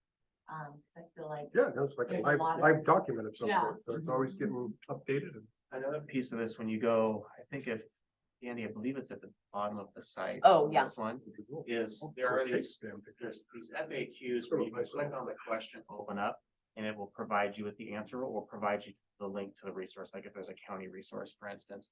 But all the way at the bottom, there is also an opportunity to ask questions. And one of the nice things that works with this, and it's the team that gets the questions as they come in. If there are questions that we feel are really important for the community to know the answers to, and they're not currently on the FAQ, or they're one that we're seeing over and over again, we'll develop that, get that up there, and put that into place so that people can see it. So it's also a website that as we go through the process and start to put into place some strategies around engaging your community, we'll want to continue to connect them with that website, either through QR codes or the web address, and hopefully get them also to continue to look at it because it will grow over time. It's responsive to you. I like the drop downs on it. yeah, And, you I know, do too. does this have information from the previous? It will. concept, right? Yeah, Okay. we've kind of, to start off with, we've got a shorter amount of questions. I want to say it's probably in the ballpark of 10 to 15. Some of them are like, the first one are basic, what is a school bond? And some of them will be more specific, in terms of, and I'm gonna reference, last night's session where Dandy showed it through a slide, for instance, the other districts, when we're talking about the potential of consolidation with others, what's their rates? Like, so having things like that that are very specific to Jervis would be up there as well too. When you get to the point, if you decide to move forward and put a bond on the ballot, specific things about the projects that bond intends to pay for would start to populate to there as well. So, and we'll break it up into different sections so that people can find, like, there was a section typically on like your personal finance, like what does this mean for you as a taxpayer? Be a section for that. There might be a section for the bond projects. But we'll develop that in collaboration with your school district to make sure it meets what your community needs.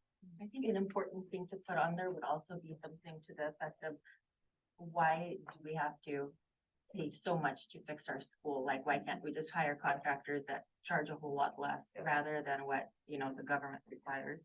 Because I think that is That's a a huge, great thing there. it's a Yeah. huge Yeah. thing Yes. that people ask. Our Yep. communities, it keeps Yeah. saying, why can't we just come and fix the roof Right. ourselves and have a bunch of. I know Joe can fix that roof. He can do it at half price. Or, volunteers, why And can't it's, volunteers and it's come like, and it's do not like? that we don't want that, we would love No, we it. would love it, Yeah. 100%. But I think Against that that's law. like one of the biggest questions. that I get out. And there are questions like that, and those are things that we would want to put up there. You've also, there have been some, we've had some conversations as well about the power of video. Being able to tell stories and answer in that way as well too, and this does have the capabilities of that, as that's not something we have yet. But, questions like that, and I would encourage you as board members, as you're hearing things in the community, share them with Dandy. Dandy will share them with us. If we feel we need to create questions around those, we definitely will. We want to get, for instance, if you bring up, I hear that question a lot. We'll want to formulate something for that so that Yeah, because we had the private school that we, fully remodeled for $1 million. Why can't we do that here? Like, everybody's like, why can't we just do that? So it doesn't work. Is there an opportunity when we're visiting this site, other than, getting the URL and pasting it into Facebook? Is there a share button on here that you could just, where it's like, almost like you go to the bottom and it has like share on Facebook, it gives you the options. We don't have that. You don't have that, We can ask Chloe We to can put that ask on them. there. because Definitely that's ask like that. super helpful, like when somebody is there. Yeah. Instead of having to go and Oh, get the URL. Well, yeah, that, and can you text it to something, Got you. And Well, that also, you could text the QR code and we will have. Okay, that. good. Um, And that'll get them right to that. and we do robocalls, right? We did a And so, robocall like- for last night. Okay, yeah, and so is that only for folks that are, like our student parents, or is Yes. that for No, we don't have. the What can we do to capacity. get that? We don't have the capacity to do that at this time. I don't know what it would cost to, I don't even know how to do that, so I would. Because the parents I would ask are, that guy. I mean, the parents are. We're communicating with the parents a lot, they're invested and involved in the school, they have kids going here. But what I hear is a complaint is, well, you guys don't get anything out to us, and it's like, okay, well, we don't have the capacity to do a robocall to everyone, because guess what? Even city council doesn't have anything like that set in place, which they need to have. Because when we do have emergencies, like, oh, I don't know, like not being able to drink our water for 4 days, it's really important not to just go and pass out flyers. We need to let folks know. And I really think that this kind of falls under that, because it affects every single person, whether you have a kid that's going to school here or not. The big thing that you bring up there is the need to, and this is, I think, sometimes a mistake that can be made by schools and districts, as we communicate to those that are using our facilities, those that are using our schools, and we do need to get out to the broader group. So there are ways of going about doing that. And you bring up robocalls, that's something we can take a look at. I also know that there is an effort by some in the community to create a PAC, which will be able to do some things as well too. And so I'm sure that so that you understand, we will be sharing obviously any information that we have fully publicly, but also with that PAC as well too, so that they're informed of what So, that bond yeah, is. with the PAC, OEA gave us access to the van. And so the van has phone numbers of every registered voter. And so they could do, there's a way to do mass texting. I love They it. do a mass text last spring. I like that. So, there is a way to do that. That part of it, yeah. Yeah, I mean, I would love for us, because we have put in money, going forward for both bonds that didn't pass.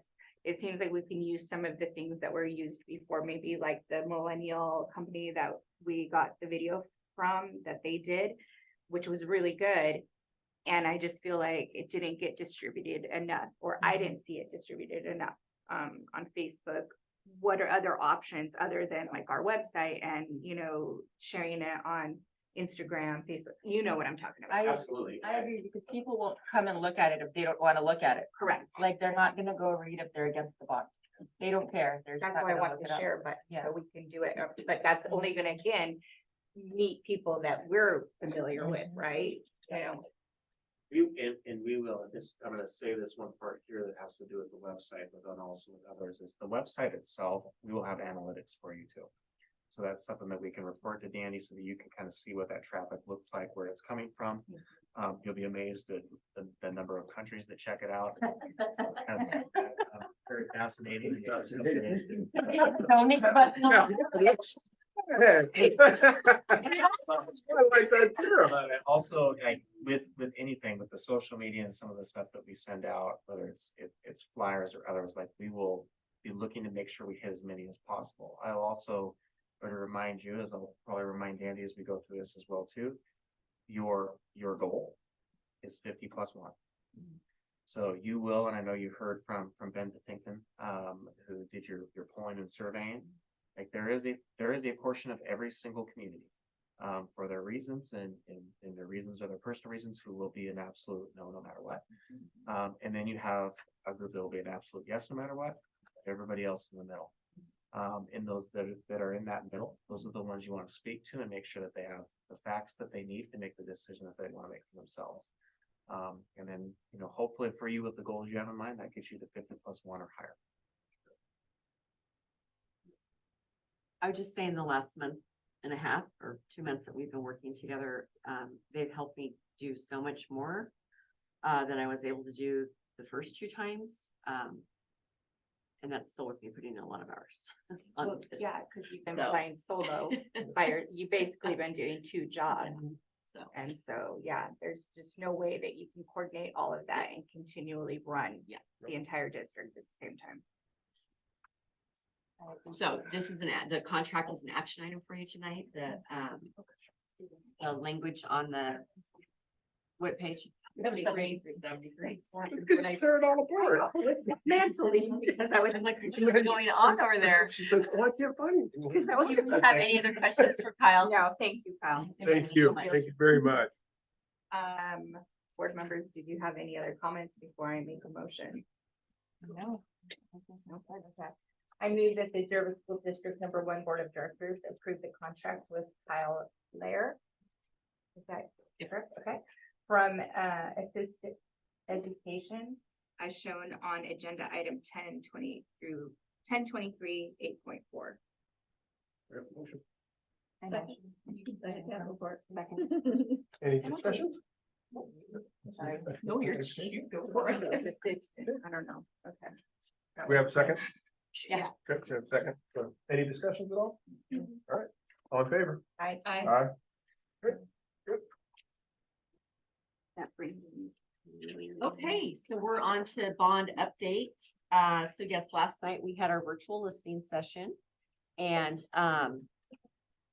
there were about 13 people in virtual attendance, but they asked some really great questions. The recording and the PowerPoint has been posted on our district website. It hasn't gotten to the bond page yet. I had just added, the PowerPoint is very similar to what you saw in the in-person listening sessions, but we did add the one slide that actually, I was just pointing it out, has the, this graphic. Yeah. That's a good. One. So, to give people context for what the surrounding districts, are paying right now. So, the next piece is that, next week on Tuesday and Wednesday, we have the walking tours. So a flyer was mailed out to all of the voter registered, the registration. So how many thousands? So we have about 2010, but that's one per household. Right, not one per. Okay, but that went to everybody, not just parents, that went to Right, everybody. Everybody. Yeah. Good.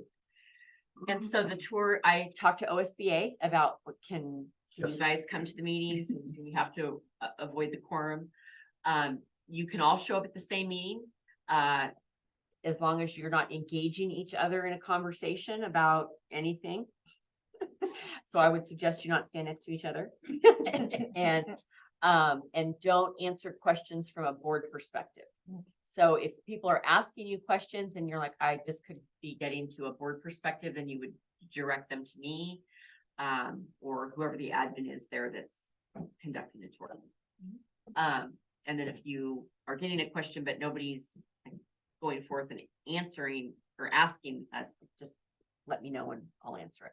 So more than welcome to attend. What that looks like is I've asked each building to have at least one, maybe two students there to conduct the tours, and we're going to do the tour from a kid's perspective on what it's like to access their education in the buildings that they're in. And so each building principal has crafted the tour route. And so we start at 6 o'clock at the elementary school both nights. That'll be about a 45-minute tour. And people will either walk or get in their cars and drive to the middle school. Half an hour tour at the middle school, and then walk over to the high school, about half an hour to 45 minutes. So it should be done by 8:15. And then once we do that, I haven't planned the rest of the things yet. So I'm just trying to get into next week. I am taking a couple of days off next week. So we'll get through that. I wanted to share that one of the questions we had last night was, how do we know that you're not bluffing or trying to trick us about the threat of consolidation or closing? And so my response to that was, this is a very serious issue. And it would be completely irresponsible for me or anybody else to be telling our staff and our students and our parents that this is a possibility if it really weren't a possibility. It is causing angst for many people. Yes. And I think that I have nothing to gain You have everything to from lose. closing the district, not closing it. There's no gain. Yeah. There's no hidden agenda. You don't know what And- the gain would be. And so I think that's the message in terms of the threatening people with something that's scary is inappropriate. But it is appropriate to be sharing with people the possible consequences of actions. And so I passed on that article that was featured in the Our Town.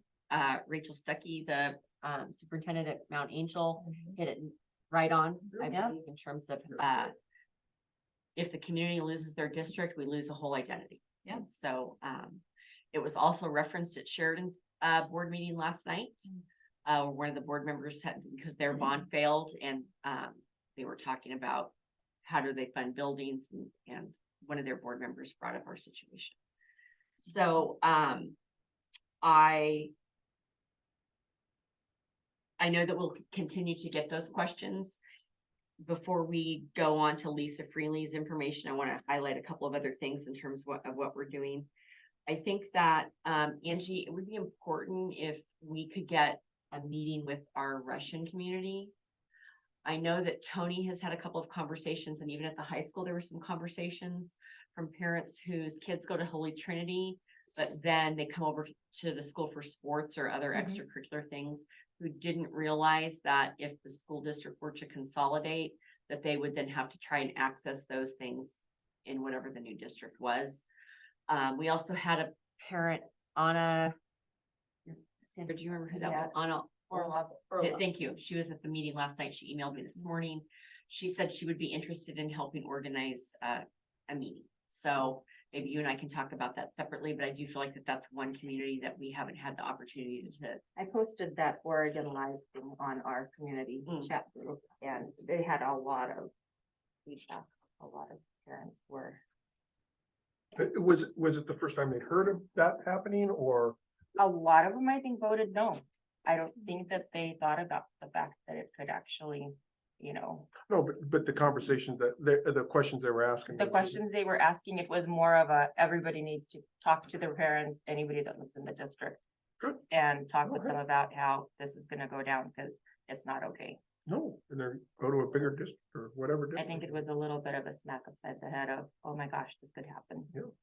Have we had any communication with Sacred Heart, like with Holy Trinity? Uh-huh.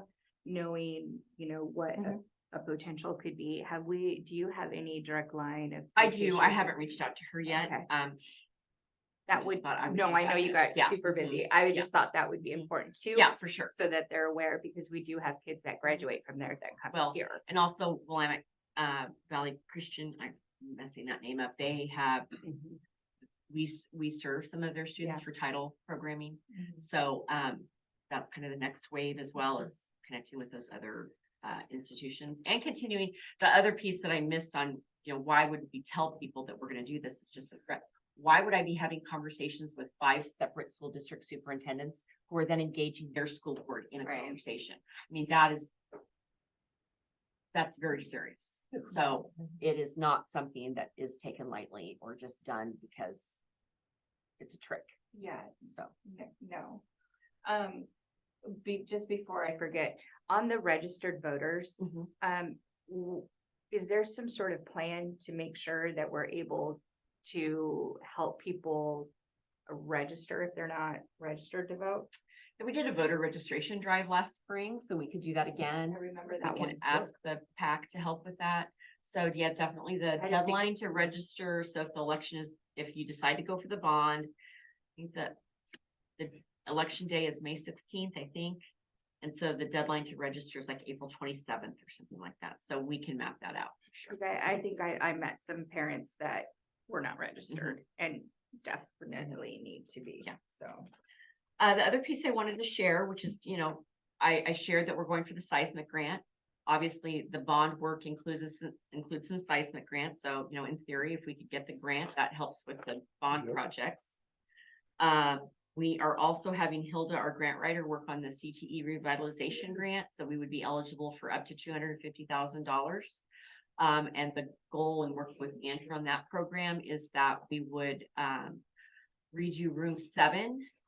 So, the 1960s term is home ec. That's not the current term. It's called hospitality and food service industry or culinary arts.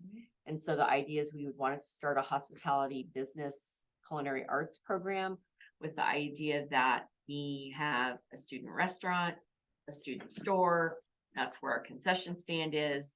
And we're using our connections with many of our families own restaurants or their grandparents own restaurants, both in the Russian community and in our Latino community. And so it is teaching the kids the business side of the restaurant industry or the food service industry is also important. And there'd also be college credit associated with that. And so if you look on previous bond projects, that remodel was, upwards of $2 million. So Rebecca, the architect, is kind of working on some additional reduction of that or kind of putting it into the framework. And so if we could get 250,000 and then she reduces the cost, I think that we would find it would be very doable. So, So that's the one, you guys are going for the grant for 250. the idea is that we're just trying to get every grant so that as we get them, Yes, we can let the voters know we have, look, we're trying. we have the $6 million from the Awesome Grant. We have the seismic grant, which is going to be $2.5 million. We have the CTE grant, which is $250,000. You have $468,000 in excise tax. Please pass this bond. Well, just the financial literacy for high school off of this home ec is fantastic. Because I don't know if we're teaching, how to open up your checking account, credit cards, savings, credit management, retirement, all those kinds of things. I'm guessing that they're being hopefully taught. It's, in the senior survey class, but the kids have to get that stuff more than once because it's so foreign to them, right? Yes. And so, any way that we can continue to incorporate that. So that's that piece of it. You, yesterday, my days are getting confused. Yesterday, Lisa Freely emailed me the draft of the step towards consolidation or closure. Have that at your desk or at your seat. She's out of the office, so I had a couple of questions and Kyle had a couple of questions for her, so we haven't been able to get the answers back, but what we're also trying to do is put this in a format that is easy for just the general public to understand, because You know, I never met a lawyer who didn't like to write a really big memo. Yeah. So, it's kind of dense. Yeah. And so we'll, put it in more layman's terms so people can see what the steps are. One of the questions that was asked last night is, well, if the district closes, how soon would that happen? And so if you look at some of the timeframes or what the parameters are, and the idea of, you know, June of 2025. I'm sure that there's a way we could, if we had to, say, can you just let us finish the school year? And then fall of 2025, it becomes the new district. And so that's all part of that planning and negotiation. So there's a lot here, but the attorneys walk us through it. And we've already started the conversations with the superintendents. I mean, obviously, they're just waiting to see what you decide as a board to go for the bond or not. And then we would just keep them apprised of what we're doing, and if the bond fails, then we would begin the conversations in earnest for the division of the assets. And This was really helpful to really demonstrate what that breakdown is and how involved the boards have to be from the neighboring districts. Besides the density of where, which one is. Yeah. So that was really good. I was glad to see this. You know, the frustrating thing is if we have to, close the school, whatever school the kids go to, that school is gonna have to pass a bond to make a bigger school to fit our kids. I was looking at. it's literally, people have to think that way, but they don't. It's just, I think part of the problem for so long for Jervis has been that there has been no strategic planning for 5, 10, 15, 20, 25 years from now. So even if we pass the bond and everything, it goes great, there's still growth and growth. I read that there was gonna be a 20% increase. And how many houses are being, set up. I can't remember which article that was, but yeah. Constantly growing, that's. yeah, how it like works. Woodburn constantly has to rebuild and add on Yes. and add on and add on, just due to the fact that their subdivisions are growing and If growing. we get the first one, then the next ones will just come. They would just keep on. I think it think it's becomes a little easier. I had conversations with the, every building, the employees, but I have not had a chance to get to custodial maintenance or food services. So I'm gonna meet with them the next time we have an early release. That's the first Wednesday in November. Because, they don't get the communication. We because had a you're lot not of, in a building, We've staff. had And a lot just sharing with them the idea of, what would happen to their jobs if the district were to consolidate. Yeah, I mean, we're talking how many people would be affected by this? Well, we have a 100? 160 some employees. Yeah. I mean, not all of them are going to be absorbed by, No, and that's why on the impact for Yeah. employees on number 11, Right. that's why I was looking at that and thinking to myself, what is Sure. I mean, Say the majority of them are not. your administrators can find jobs anywhere because they're Yeah. that good. Yeah. They're amazing, And They're gonna most- be and most of the like teachers that. the Same thing. So, but what happened? yes. The custodians, the cooks and things So, like that, are they gonna drive? anyway, as you kind of continue to digest this, draft, if you have questions that you come to you, throw them out to me and we'll get with Lisa. We'll continue to revisit this and update it as we get information. And then we will be posting this, online, like I said, in the layman's terms, not the whole. No, So I is that just understand. kind of a guessing, the 2-year? Well, it's, as I look at the timeline, it did not seem, if I'm thinking about students and our staff, it didn't seem to be prudent for us to declare between whatever the dates were, July and whatever, so that by, March, we're having to close. That didn't seem timely. So it seemed more timely that if you're going to make that decision, that you close so that we're as close to the end of the, whatever current school year. So that would be, if you go out in May of 2024 and it doesn't pass, then you spend the fall working on the consolidation closure plan, declare it, and then at May, the end of May is when the district closes. And I'm sure that we would be able to negotiate, can you let us finish the last 14 days in June? And then, so that would put you at a 2025, so a year from the bond failing would be be the book. We need to have a booth at the games. We have a lot of people coming right now. We need to have a booth where like two of us would be there and then two, like other people would be there at another game. So we can hand this stuff out and do the QR code for. Football, just it was football, we've We got seen one. so many, We got we only one have game- one one game game left, left. yeah. Well, But let's that's get football's big. coming up. Yeah. I'll And be on- wrestling. And Wrestling, yeah, yeah. and I feel like, Basketball. and Ooh, basketball, I feel like will have just as much of a turnout. Good. So, I like the QR. thing. Yeah, I like it's very the QR good. thing. so I think we need to Let's have like figure out that all set up the whole time Okay. I will get to work on that. with flyers and Yep, with yep. information Yeah. and with voters, Yes. things to fill out, Yes. voter registration Yes. cards. Yes, for sure. I was gonna say that we did have voter registration cards at conferences last week with the flyer we were handing out, and I did hand out quite a few. Awesome. registration. Can we ask them to fill it out right there? Yeah, let it right up.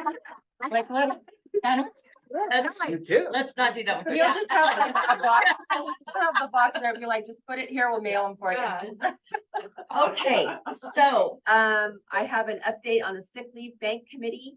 As I said in my memo, we've started that committee. We've got, 4 people on there. And, we are looking at a variety of, current sick leave bank policies or procedures or practices in other districts. I've created a Google Doc form.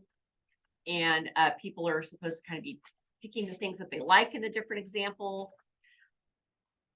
Thinking of ideas about how that would work for our district, and then we meet again next week to kind of figure out, okay, what's this look like? What does this do? With paid leave Oregon, we have less of a need for that, but we can use, so if you are taking paid leave Oregon, but maybe you don't, it doesn't cover your full salary, you can use some of your sick days to make yourself whole. Or there are some circumstances where paid leave Oregon is not applicable, you couldn't use it, so you could use a sick leave bank. And so, the idea is that everybody has to donate to it in order to access it. And then, usually there's some rules around like what you can use it for and how many days you get right from the get-go, and then you'd have to come back and reapply. And then if it, is used quite a bit and the hours, get diminished or the days get diminished, then we have to resupply it. And so, the goal would be to have a proposal for you to take action on at the December board meeting. So I'll be giving you updates, in November. So I'm confused with the paid leave Oregon piece because it's all over the place and no one really know. It's like just being instituted. Nobody really understands how that's gonna work. So I would have thought that that would have been helpful to the employees, but the suggestion is that they're giving a portion of their sick time to the bank, and then when that person needs it, they would use it. They could apply for it and then. Yeah, Yeah. apply for it and, Yeah. make sure Be that enrolled, they, yeah. that they're eligible, but, have you guys talked to your regular employees to see their thoughts behind that? Well, the classified, during their bargaining last spring, they actually put this into the contract that if there was not a bank put in place by the end of December, that they would want to come back and bargain for Oh, that. okay, And I wasn't so, aware of that. and with licensed, I mean, usually what happens if somebody doesn't have enough sick time and there's a need, then you get a form from the business office and you can donate days. Yeah, And then you give it to the person. because that's called community. Yeah. And so we thought, okay, well, let's just create this sick leave bank so that it's there and you just give the 2 days a year and you don't think about it again. And sometimes you lose the paper, you forget to turn it in. And so, many districts have the sick leave bank. It's not like it's, No, I know, it's nothing new. I just wanted to make sure that, and that there there'll was be support some, for it yeah, from there'll the be some employees. people who don't want to participate and they don't have to. And then there are others, especially, our younger employees who don't have a lot of sick Yeah. time built up and they get all the little germs from all of our. Yeah, kids. no, I mean, it totally makes Yeah. sense to me, So, so I think it's a So- good idea. okay, well, more to come on that. We have a policy first reading, and so you've got your local wellness policy, family medical leave, paid family medical leave, public charter schools and student denial of virtual public school attendance. Again, it's just your first reading. I included the OSBA summary for the policies and kind of the changes that were made and some of the rationale for that. And so if you want to spend, there was nothing in here that I thought was extremely concerning or really concerning at all, but if you have questions, we can take it to a third reading if you're not comfortable. This was our second reading on This is the first. Oh, reading. first reading. Yeah. Okay, I do have just a couple Okay. questions. Nothing, Yeah. dramatic or anything, but on the local wellness one, I'm just really curious how we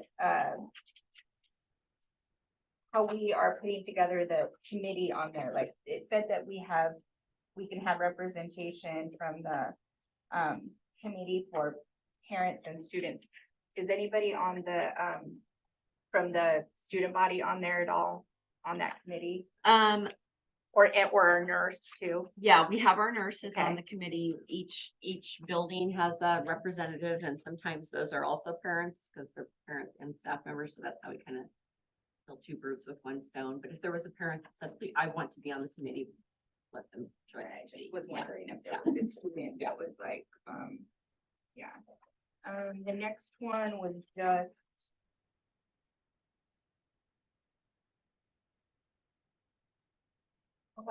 I was curious about your scoliosis screening. Is that something that we actually do? This was on your. Yeah, that's still part of the wellness, because it says that we provide that. We do. I mean, it's not like it used to be, when we were all Like, got I marched never into heard the of it. locker I room, remember bend that. over and. Oh, I remember down that. I remember doing it. I know, but I was just wondering if they had a. But there that are- was something we implemented. Yeah, no, if there's a question that we have a nurse look at the student and Okay, Yeah. makes more sense. talk with the parents. And I know that you can't take away, I guess, recess as a punishment. Is that accurate? It is accurate. Okay. They probably should sometimes. Kids can self-select to not have recess, but, But And that's- at Sacred Heart, they used to use it. yeah. You had to sit on the curb and watch everybody else. Oh, do it, that's right. But it worked. Yeah. I just need to, yep, that's it for me. So So I I don't think know that that they're I just need a first second reading. reading. Yeah, I don't. You We'll probably should go on do the a second one. read. Yeah. Well, we'll do a- Maria is an needs to action, be yeah. involved, yeah, Yeah. so that's good. Okay. All right, so we have one last thing. It's not an action item, it's a presentation about, let me get out of here first. It's required, by ODE for your, SIA plan, your integrated plan. So that's where we get a lot of our money to pay for things like the curriculum and the school nurse. And so, I'm required to present to you the growth targets that we are aiming for. This was created in cooperation with ODE, and the Willamette ESD helped us with this. And so I'm going to share with you what our growth targets are, what we hope for student achievement performance, as well as what our local metrics will be, how we can measure how we're doing. And then I seek approval next time for this agreement. You've already seen a lot of this information, so remember that we had these 6 areas that we can dedicate student improvement funds to. High school success, student investment account is that actual pot of money. Continuous improvement planning, so that's like our strategic plan and the goals that we set for that. Career and technical education, that would be Willamette Career Academy, and also the programs that we have within our own buildings. And then Everyday Matters, that's your attendance component, and early indication and intervention systems. So that's like the early childhood education. So in our integrated plan, we had identified 4 outcomes. So in theory, by the time we've spent this money, we've done all of this work and trained staff, we are going to maintain our graduation rate across all demographic groups. So that's 4-year cohort, people who start their freshman year and graduate at the end of their senior year. and your fifth year cohort, kids who might take a little extra long to finish for whatever reason. And so, to do that, we know that we want to implement professional learning communities and data teams at each grade level. So we're studying how kids are doing with their achievement, making sure that they get remediation or intervention if they need it, or if they're doing really well, that they get the tag plans and the tag support. That we provide as many CTE opportunities for kids as we can in grades 6 through 12, so that we can get their interest in something if they don't like math and science. Implement support systems for those kids that need more assistance. Provide opportunities to students for after high school. What am I going to do when I get out of here? Go to work, go to a trade school, and then create opportunities for students to transition from elementary to middle and middle to high, because we know those transition times are difficult for kids. So like 6th grade move up day. Well, we even do it for kindergartners because we do the kindergartner jump start. Right? So, and then when 9th graders come in for a couple of days ahead of time to get the feel of the land. So making it not quite so scary. I think probably in our district is not as scary as in larger districts because they all just have known each other for their entire lives. Right. It's the same 80 kids they saw last year and the year before, but in larger districts, it's difficult. The second outcome that we were looking at is to improve regular attender rates to pre-pandemic levels for all cohorts and perform above the state average. So we're unifying our attendance practices in terms of phone calls. When do we call home? When do we send letters?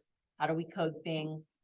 We've got a dashboard that the ESD created that helps us monitor our daily attendance, and then we can drill into, okay, who's gone today? How many days have they been gone? Did anybody call in? You know, what's going on there? And then the incentive programs and celebrations for good and or improved attendance. The other piece that we learned about this, I don't know if you recall this, but ODE, when I explained that a lot of our people who fall under chronic absenteeism, which is missing more than 10 days, is because they're observing their religious holidays. And then they might get sick too. So, you know, when you put those two things together, it looks like they're chronically absent. And ODE's advice to us was just to code it differently. So we are going to code it differently. So I would anticipate that our attendance rate is going to look much improved, not because kids are necessarily coming to school more. I mean, I'm hoping that's going to happen, but also because I was under the impression that was always how it was. Apparently the religious holiday, it still counts against us. And so if we code it differently where teachers email parents or kids, or kids access something on Google Classroom, then we can code it as present but not here. I can tell all the parents to do that. That's not a big deal. Yeah. That's easy. Yeah. It's very little that actually is an excused absence. Yeah. Hopefully. They have so many codes. I wasn't aware of it. I didn't know that Yeah. either. It's a Because code we don't for get a every phone different call on thing. that day. Yeah.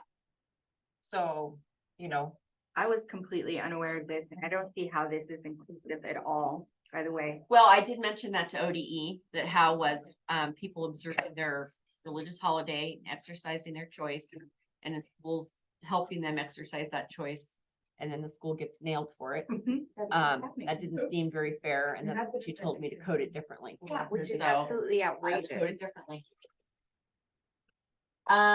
Outcome C, improve academic achievement levels to pre-pandemic levels and close gaps for subgroups and in-state comparisons. So next month, you're gonna get the more comprehensive data on our SBAC scores, also in relation to iReady and the new ALEX system that we're using at the high school.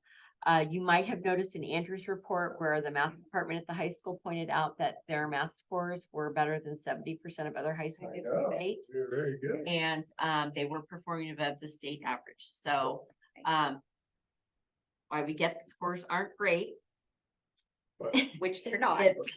They're not, but we're- it's They're not good going anymore. up Our- the direction. Our it's folks are supposed to doing the go. right thing. And then we've got great curriculum and professional development, and we're looking at the data, looking for interventions and remediation, and then giving teachers professional development on the best instructional strategies. So I think we're in the right direction. And then using social emotional growth, we know that if kids aren't coming to school prepared and able to learn mentally, emotionally, it doesn't matter what we do in the classroom, they're not gonna learn.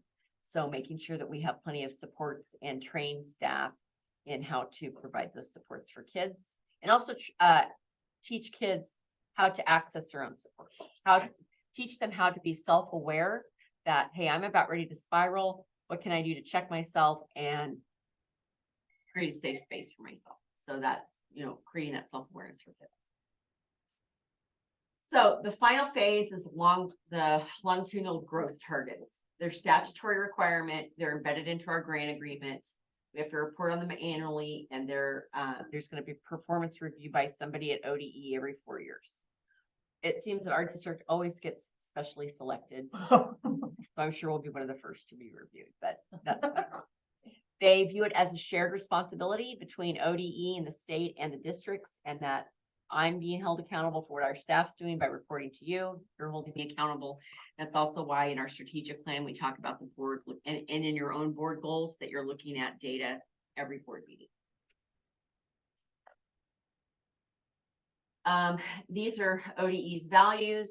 I'll share this PowerPoint with you if you'd like to know what they value, but also what I do appreciate here is that they know that progress isn't always just a straight line up, that there's going to be dips and flows, but they kind of continually build upon each other, recognizing that some years, some learners do really well, and other years, there's not a great year for individuals, and they don't do as well, as is life. So we've got, how do we measure how well we're doing? We've got our high school success eligibility requirements. The state CTE Perkins program tracks kids, like how many kids who graduated took credit and got CTE Perkins credit. Progress markers. So, every quarter I have to report on how we've spent our SIA dollars. And if we haven't spent any, they look on that disfavorably. We usually have spent more than we should, so that's not a problem. Local option metrics are like iReady, Alex, any of our base data or DESA data, those would be local option. And then you've got your auditing and your financial reporting and your performance groups. So we worked with our ESD to create our targets because quite frankly, it was very daunting. And the data team over there has been really helpful. And these are the areas that we have to report on. So each one has its own slide.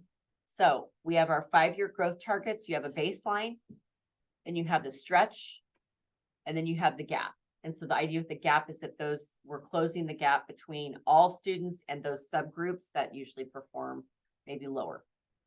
So, and then again, we've got our local data that we're using to track both our ELD Alpha 21 progress and our reading and math scores. So, and they also have to be realistic and attainable. So for instance, our graduation rate's 96%. They would not let me set it higher than 96%. So, because they say 100% is not attainable. Of course, I want to say 100% is attainable, but for us, that's, one kid can take your rate, right? So it's not like we have a class of 300 kids. So, You really say you can't get to 100? they won't let you set it above 96%. Great expectation. I know, right? So what you can see here is that, I'm gonna have to get closer because I can't see it. Old eyes. This line here is the state line. And you can see that this is pre-COVID, this is the year COVID hit, and then this is the end of 21, 22. I think this is 22, 23. And so for us, all students is the blue line. You can see we've just gone off the charts here. We're killing it. And as our combined focal groups are as well, because the majority of our students are of those focal groups that the state says that we are supposed to monitor. So I can only be at 96%. So that's my goal. We're doing great then. Here we go. So, and what I'd like to say about this is that remember that prior to 2 years ago, we were putting kids into Sam Brown, and that graduation rate was terrible. Right. Like they never finished. Nope. And so for us to have closed Sam Brown and have Great. kids doing what they're doing, like that is a testament to the work high school is doing. 5th year completion, again, they set a goal. They will let us do 100%, so that's our stretch goal. Again, the state on 5th-year completion, you can see here that, the state was at 88.5%. We are above that. All kids are at 87.6%, and then the focal groups are at, 88.5%. This is reflective of Sam Brown kids. So, because most of those 5th years were in Sam Brown. Do you know how many kids are in 5th year? Last year, I think we had 12. This year, I think we have just like 4 or 5. And so that's also the piece that's happening is that fewer of those kids are Yeah, needing to have a 5th yeah, year. yeah. That's awesome. Okay, regular attenders. So, this is the state average, the black line, they dropped to 64%. And then you can see that we just tanked it hard, COVID. And so then last year, bringing it back up, we're at now 57.8%. So I would anticipate that, these numbers are gonna be much better. So our stretch growth, or our growth for each year is that by the end of 27-28, our baseline will be 69%. Our stretch is 77%, and then closing the gap is at 69%. So we'll be getting close. Well, we'll be surpassing the state average by then. So I think it's doable. And then 3rd grade English language arts. So this is where the data is not great, obviously. The data for this last year that just ended is much better than this. It's in the mid to high 20s. So it is going back up rapidly this way. That would show the implementation of our new curriculum and our new assessment system and our reading TOSA. So 40% is the state, and you can see that our kids, all students, as well as the focal kids, like we closed the gap, they're all performing very poorly. So I don't, I'm hopeful that with everything that we've implemented in, especially with the ELD piece and this targeted, that we will be able to meet our gap. Yeah. But the other piece that I found really frustrating is that I wanted to increase these numbers more. Because in my mind, I don't think that at 27-28, only having 34.6% of our kids meeting 3rd grade benchmark is acceptable. But ODE told me that if I set higher goals and we didn't meet them, then we would be in trouble. We would get monitored. So We should get praise for the exceedingly high. So clearly we're not gonna just try to meet those goals. We're Yeah. gonna be trying to exceed those because I think we could do better than that. Yeah. But I also they're telling me don't do it. So I'm not gonna do something that's gonna put us into monitoring status and then all Yeah. sorts of sanctions. I'm not doing that. So again, I've already talked about what we're gonna use. I forgot about Flashlight 360. Remember, that's the program we use with our ELD kids that gets them practicing how to take that alpha test, and that's how we can be monitoring how they're doing in their speaking portion, which we know is what is the killer for them on Alpha 21. And then our attendance reports, we've asked the ESD to pull out the Russian holidays so we can run a real number to know like what do we really need to be focusing on. And ESD has been great in terms of training our principals and how to use that dashboard. So very thankful for them. And then what we learned is that it's important that coding and not penalizing ourselves is important, and that changes the data. More PD time and time for teachers to look at data, make instructional adjustments is also really important. It's important for them to be able to talk. I think during in-service, when we had all of those teachers getting up and reporting out on the things that they had done, like Cindy with the reading information and Raul and ELD and the counselors with SEL, they see that information is coming from their colleagues, not administration coming down on them. And so there's more buy-in, and the idea is like, we really are a K-12 system. At the same time, leveling up our rigor and our expectations. Like our kids might not be able to do it yet. It needs to be up here, not lowering the bar, because we have a lot of empathy and feel sorry for them, and we know life is hard, because that's not gonna help them when they get into the real world. And then everyone's working on a changed mindset. So I think that we are seeing the fruition of that. And like I said, to next month, you'll have SBAC data with the other pieces. This will be an action item for you next month. So. That's great. Yes, thank you. Lots of info there. Good. That's it. That's the last piece. That's it. Adjourn. You're on here. All right. Good deal. Anything else, guys? Nope. Okay, we're adjourned. Thank you. Thank you. Good job tonight. Thank you very much.